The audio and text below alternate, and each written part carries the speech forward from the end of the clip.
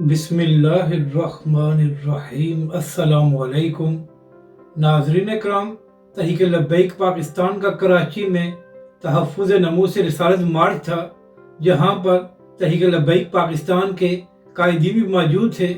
उसके साथ साथ आवाम की भी बड़ी तादाद थी। और नाज़रीन इकराम, हमेशा की तरह तहरीक लब्बैक पाकिस्तान का ये मार्च बिल्कुल पुरअमन था, मगर इसके बावजूद तहरीक लब्बैक पाकिस्तान के इस पुरअमन मार्च पर पुलिस की जानब से शेलिंग की गई। बल्कि तहरीक लब्बैक पाकिस्तान के ज़राए इस बात का भी दावा कर रहे हैं और सोशल मीडिया पर भी वीडियो मौजूद है कि तहरीक लब्बैक के कारकुनों पर गोलियां भी चलाई गई, जिसकी वजह से तहरीक लब्बैक पाकिस्तान का एक कारकुन शहीद हो गया है। तो नाज़रीन इकराम, सवाल ये है कि जब तहरीक लब्बैक पाकिस्तान का ये मार्च पुरअमन था, तो फिर तहरीक लब्बैक के कारकुनों पर शेलिंग क्यों की गई और गोलियां क्यों चलाई गई, जिसकी वजह से तहरीक लब्बैक पाकिस्तान का एक कारकुन शहीद हो गया है।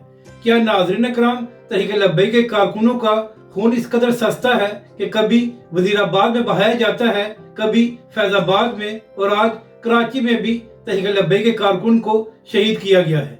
नाज़रीन इकराम, अहम बात यह है कि वो पाकिस्तानी मीडिया जो छोटी छोटी बातों पर ब्रेकिंग न्यूज़ देता है, आज उसको नजर नहीं आया कि कराची में तहरीक लब्बैक के कारकुन को शहीद कर दिया गया है।